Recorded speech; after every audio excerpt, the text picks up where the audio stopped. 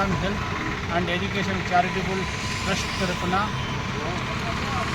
ముఖ్యమంత్రి గారికి మరియు డిప్యూటీ సీఎం పవన్ కళ్యాణ్ గారికి, విద్యాశాఖ మంత్రి లోకేష్ బాబు గారికి ధన్యవాదములు తెలుపుతూ, ఈరోజు మదనపల్లిని జిల్లాగా చేయడము చాలా గొప్ప విషయము.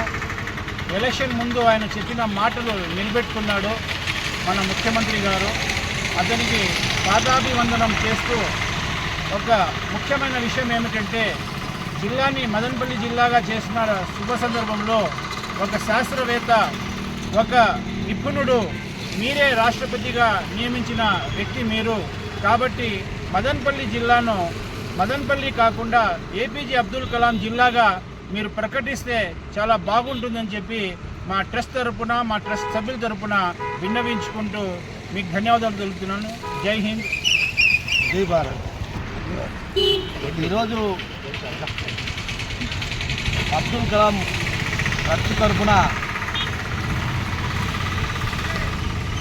కూటమికి సంబంధించినటువంటి ప్రభుత్వానికి, అదేవిధంగా ఆ కూటమిలో జిల్లాల పునర్విభజన సందర్భంగా కమిటీని ఏర్పాటు చేయడం జరిగింది. వారికి కూడా, ఆ కమిటీలో ఉన్నటువంటి సభ్యులకు కూడా ఈరోజు మేము ట్రస్ట్ తరఫున ధన్యవాదాలు తెలియజేస్తున్నాం.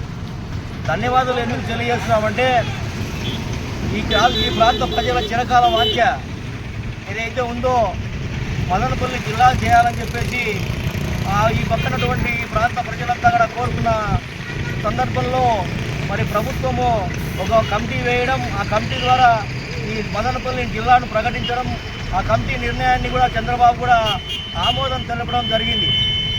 అయితే మదనపల్లి జిల్లాను చేయడం ఈ ప్రాంత ప్రజలకు సంతోషకరమైన విషయమైనా, జిల్లాను మాత్రం పేరు మార్చి మదనపల్లి జిల్లా కాకుండా ఆ జిల్లాకు, కొత్త జిల్లాకు అనుగుణంగా మనం ఈరోజు ఆ జిల్లాను అబ్దుల్ కలాం జిల్లాగా ప్రకటించాలని చెప్పేసి ప్రభుత్వాన్ని కోరుతా ఉన్నాం. ఎందుకంటే మనకు తెలుసు, దేశంలో అత్యున్నత స్థాయి ఏదంటే రాష్ట్రపతి. అలా రాష్ట్రపతి పదవిని చేపట్టడమే కాకుండా ఈ దేశానికి రక్షణకు సంబంధించిన అనేక మిషన్స్ను కనిపెట్టి రక్షణ పరికరాలను కనిపెట్టినటువంటి మహానుభావుడు అబ్దుల్ కలాం. అలాంటి వ్యక్తికి మనం గౌరవిస్తూ అబ్దుల్ కలాం పేరును ఆ జిల్లాకు, కొత్త జిల్లాకు ప్రకటించాలని చెప్పేసి ప్రభుత్వాన్ని కోరుతూ, వారి జిల్లా ప్రకటించినందుకు, కొత్త జిల్లాను ప్రకటించినందుకు వారికి ప్రత్యేకంగా ధన్యవాదాలు తెలియజేస్తూ జై హింద్, జై భారత్.